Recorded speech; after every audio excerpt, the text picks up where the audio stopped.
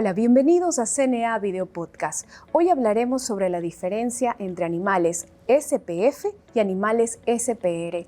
Doctora Victoria Alday, bienvenida a este espacio CNA Video Podcast. Hoy nos conectamos por Zoom para poder tener esta interacción de preguntas y respuestas. Bienvenida. Muchas gracias, Shirley, y gracias a la Cámara por invitarme a estar aquí con vosotros. Estoy encantada.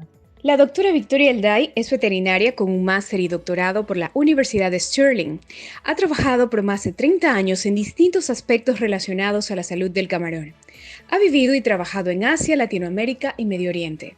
Ha colaborado con el sector privado y como experta con organismos internacionales como la Organización de las Naciones Unidas para la Alimentación y la Agricultura FAO, la Organización Mundial de Sanidad Animal OIE, la Unión Europea, la Autoridad Europea de Seguridad Alimentaria EFSA y el Banco Mundial.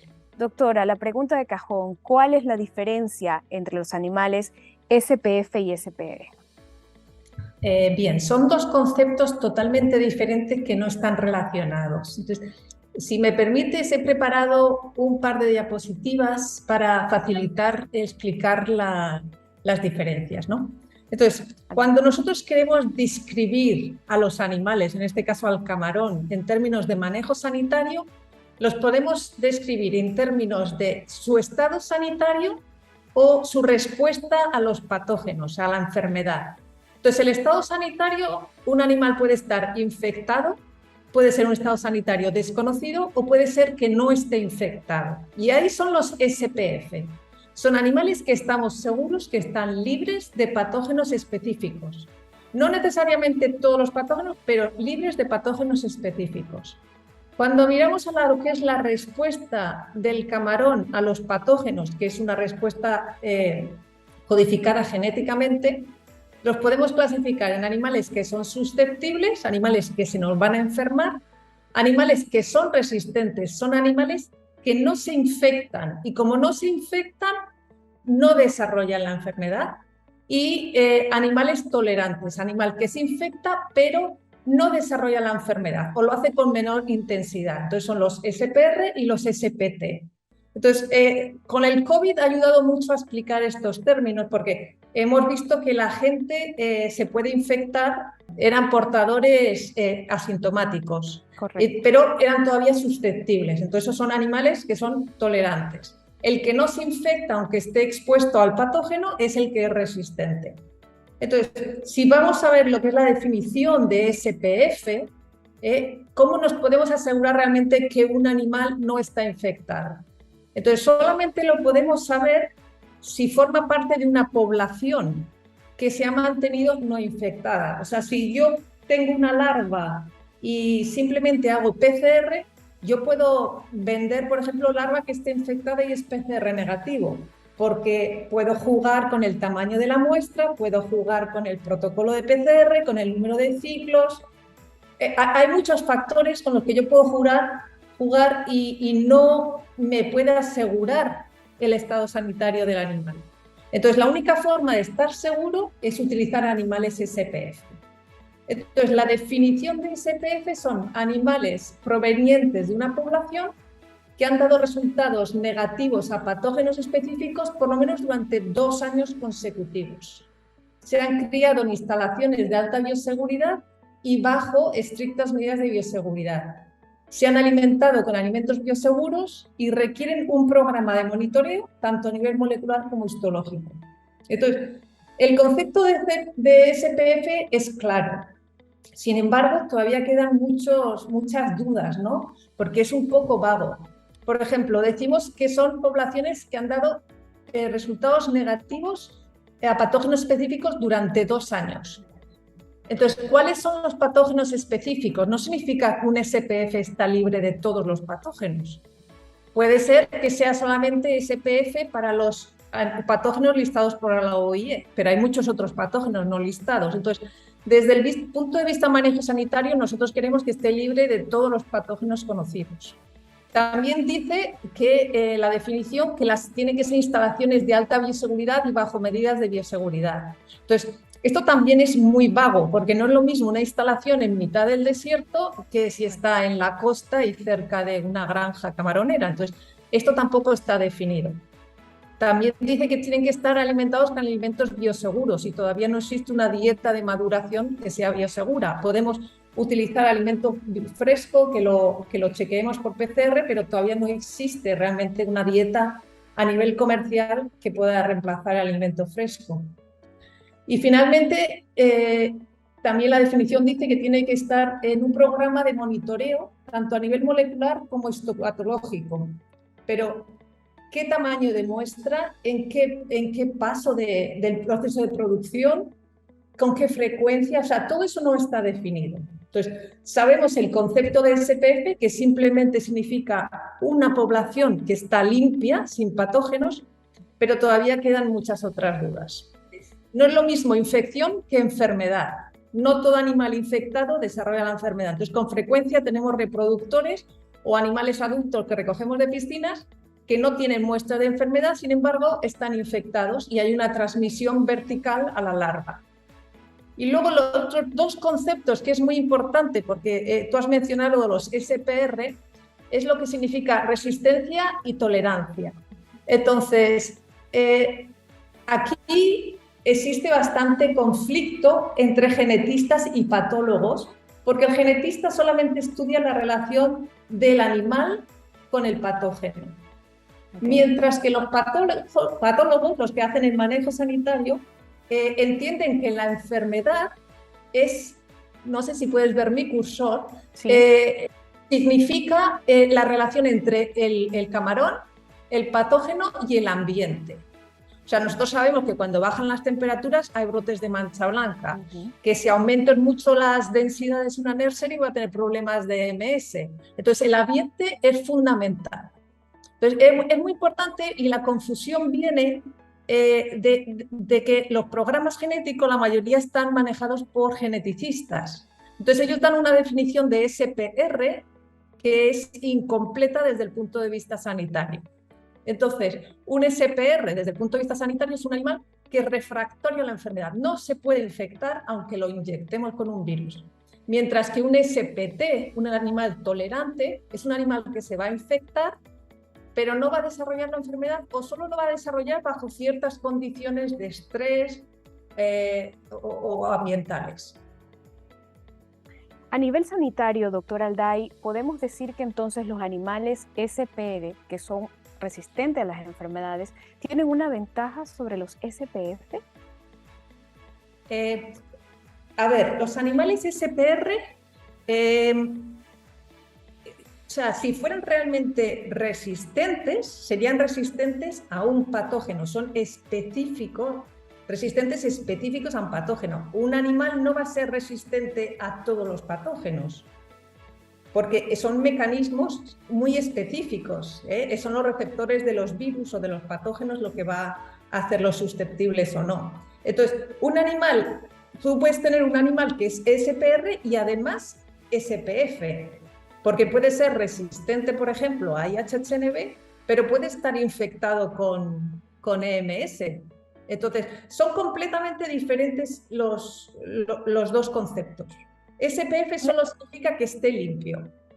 Que sea resistente, hay muy pocos animales que son realmente resistentes. Desde luego a la mancha blanca no hay ninguna población que sea resistente. Lo que son tolerantes. ¿Qué implica entonces poseer el estatus camarones libres de patógenos específicos y cuán efectivo ha resultado esto en la práctica? Sí, mira, el uso de los SPF realmente revolucionó la industria. Los primeros SPF se desarrollaron en Hawái y el primero que los adoptó fue Robin McIntosh en Belice y luego ya se los llevó a Tailandia y fue lo que permitió el boom de la industria. Aquí tienes en este gráfico, Tailandia fue afectada por mancha blanca en el 96, estaban cultivando monodón, hubo una caída en la producción, pero implementaron medidas de bioseguridad para excluir el virus. Entonces, eso les permitió recuperar producción, pero en el momento que se introdujo el Banamey en rojo, eso les permitió un crecimiento exponencial. En el caso de Ecuador fue diferente la reacción. Aquí lo detectamos, la flecha está mal puesta, perdón, lo detectamos en mancha blanca en el 99, cayó la producción y se tardaron 8 años en recuperar la producción. Se intentaron distintas estrategias de bioseguridad, pero claro, las piscinas en Ecuador eran enormes, era imposible excluir el virus y portadores de virus. Se trató de utilizar animales SPF, pero SPF, como he dicho antes, solamente indica que eran limpios, no significaba que eran tolerantes ni resistentes, pero los ponías en la piscina y se morían. Entonces, si vemos aquí, la recuperación usando SPF fue muy rápida. Y luego el tercer ejemplo es el de Arabia Saudita. Aquí lo que hicimos es combinar estrategias. Ecuador lo que hizo es, al no reaccionar a la mancha blanca, o sea, no lo trató de excluir, a lo largo de estos 8 años, el camarón lo que hizo es desarrollar naturalmente una tolerancia a la mancha blanca. Entonces, al cabo de 10 años, el animal era relativamente tolerante. Entonces, lo que hicimos nosotros fue combinar las dos estrategias. Seleccionamos animales en Ecuador y a partir de ahí entramos en un proceso de SPF. ¿Eso qué significa? Que en Arabia nos afectó la mancha blanca en el 2012, perdón, empezó en el 2011, estábamos cultivando índicos, tratamos de utilizar las medidas de bioseguridad que se habían desarrollado en Tailandia, excluyendo el virus y todo eso, pero también las piscinas aquí son de 10 hectáreas, entonces no hubo forma, ¿no? Entonces tardamos 2 años en darnos cuenta que estábamos en una estrategia totalmente nueva. A partir de ahí cambiamos a animales SPF-SPT. Estaban limpios y eran tolerantes. Entonces eso los introducimos en el 2013 y en un solo año pudimos recuperar la producción y crecer exponencialmente. ¿El camarón ecuatoriano es un animal SPR o SPT? El camarón ecuatoriano es SPT, es tolerante, todavía susceptible a infección. Y nosotros lo vemos ahora cuando es la niña, cuando hay por la noche temperaturas más frías, tenemos cierta mortalidad. Entonces, todo depende mucho pues, de la carga de la piscina, niveles de oxígeno, temperaturas externas, todo eso son detonantes de enfermedad. ¿Cree usted que tal vez el camarón ecuatoriano ha desarrollado algún tipo de resistencia a la mancha blanca? Definitivamente, o sea, estos 8 años fue una forma de desarrollar tolerancia a mancha blanca muy cara, porque fue la industria, el camaronero, el que pagó por esa selección a nivel industrial, en vez de hacerlo a escala experimental, lo hizo a escala industrial, ¿no? Pero para el 2010, por ejemplo, ya había camarón que era muy tolerante. Fue cuando nosotros empezamos a desarrollar los SPT, ¿sí?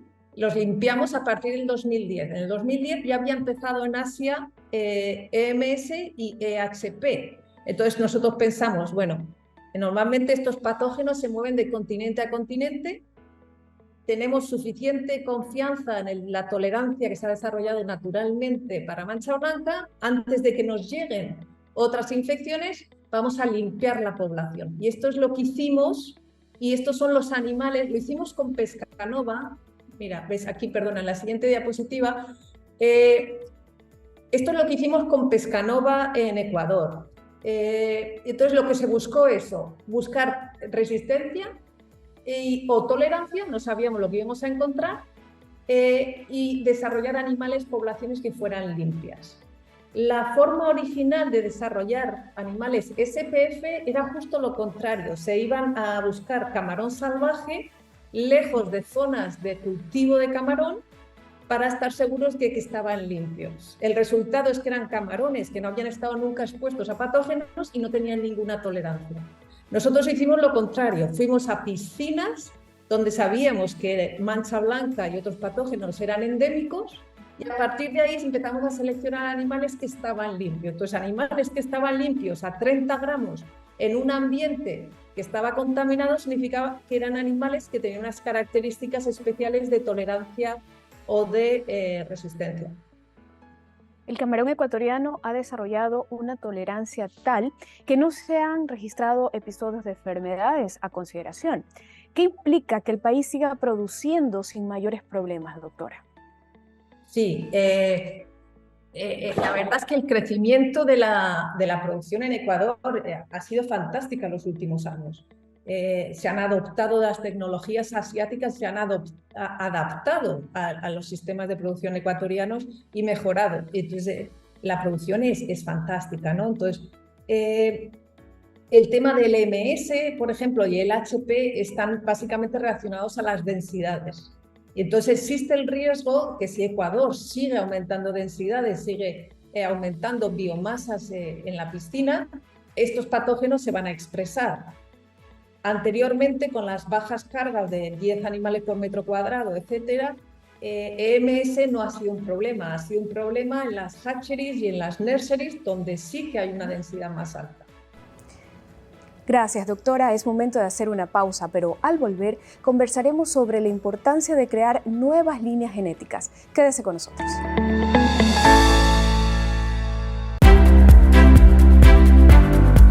En octubre, Aquaexpo Guayaquil 2022.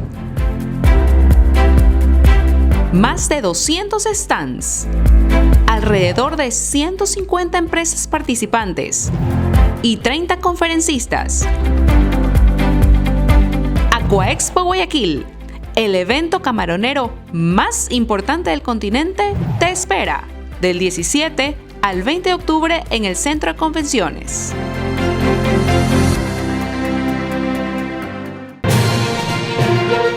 Conoce cifras del comercio internacional de camarón.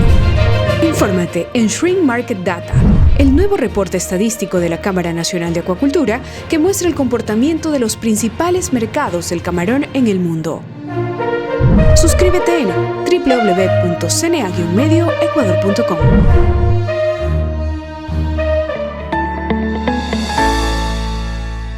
Gracias por seguir en compañía de CNA Video Podcast. Seguimos hablando con la doctora Victoria Alday, quien se encuentra con nosotros respondiendo varias preguntas vía Zoom.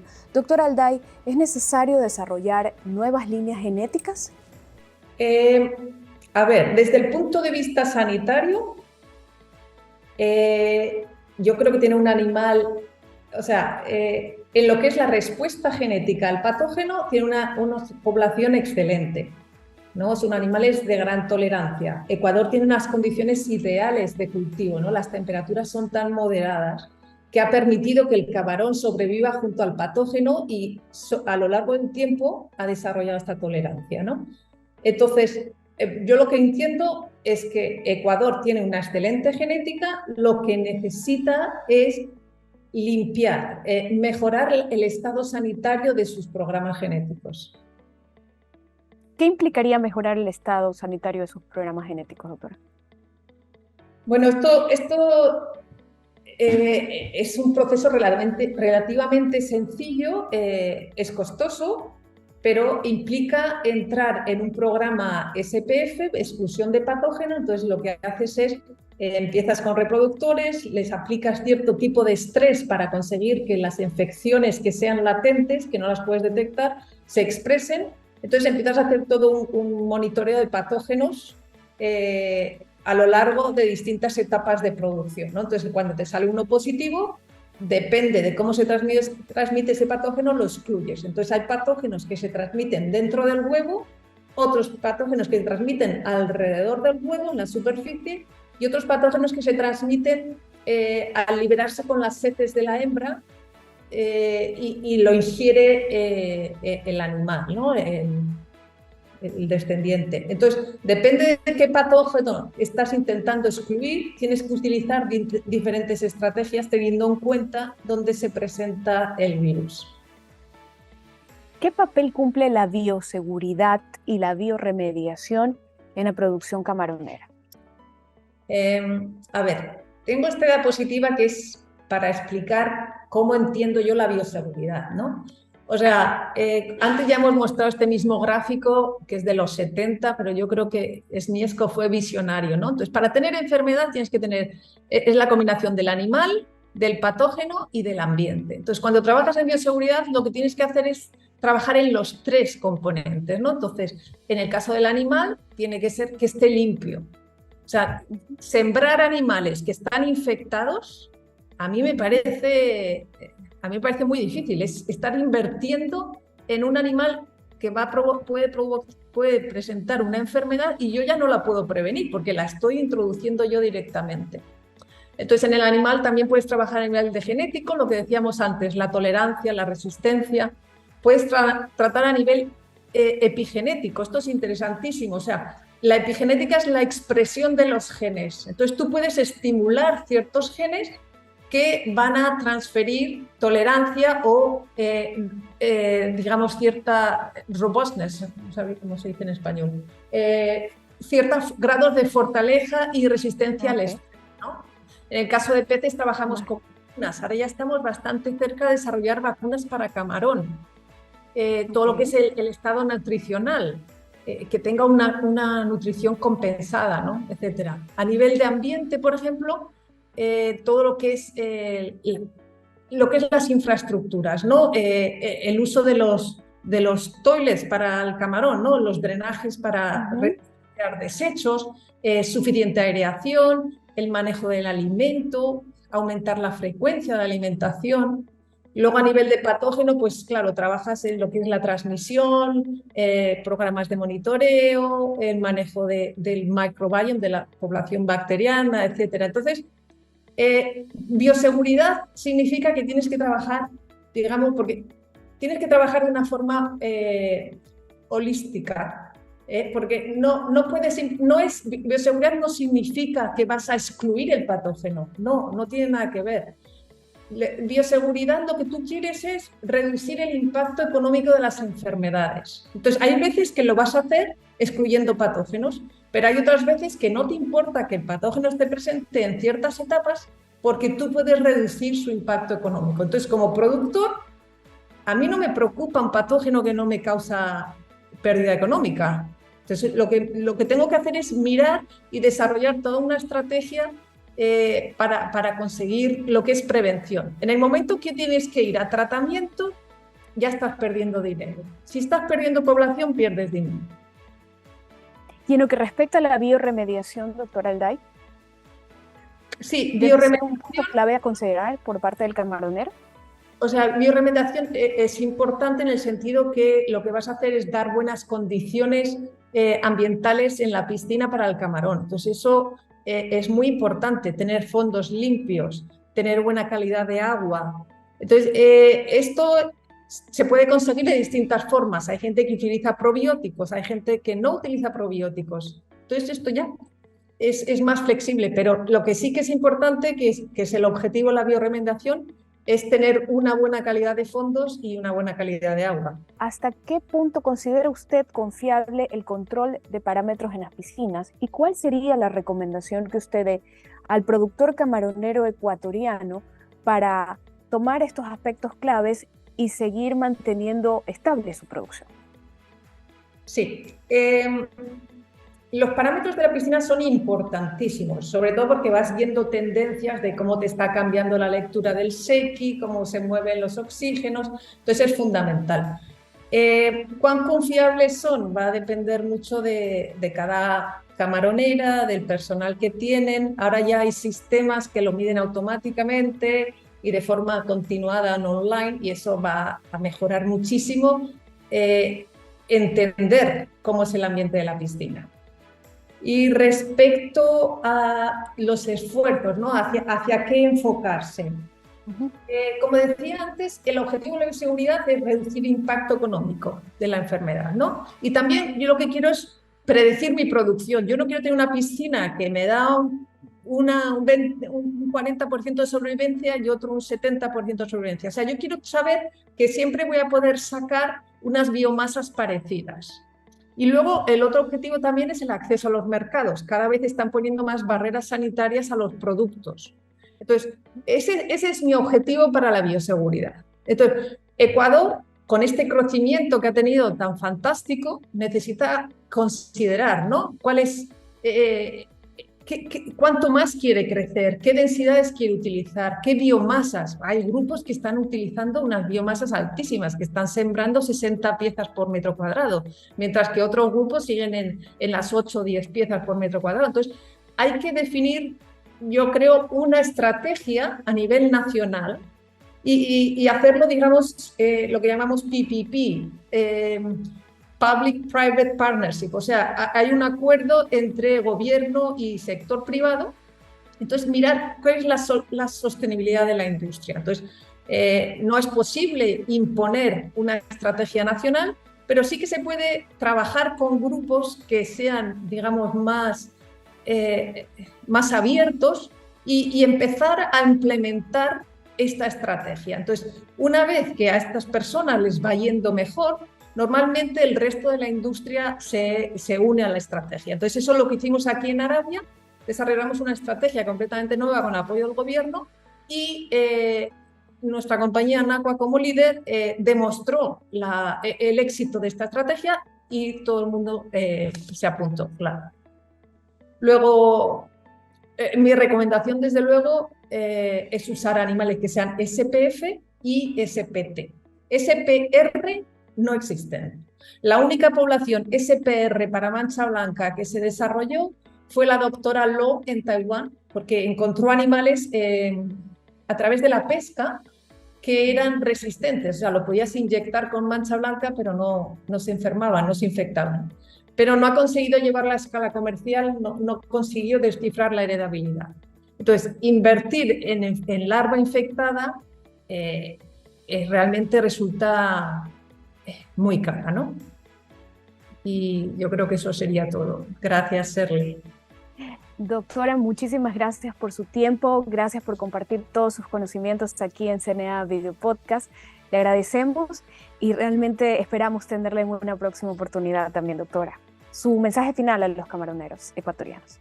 Enhorabuena, realmente la producción es fantástica, es fantástico lo que se ha conseguido y adelante. Muchas gracias. Muchísimas gracias, doctora. Será hasta una próxima oportunidad. Continúo en sintonía de CNA Video Podcast. Gracias.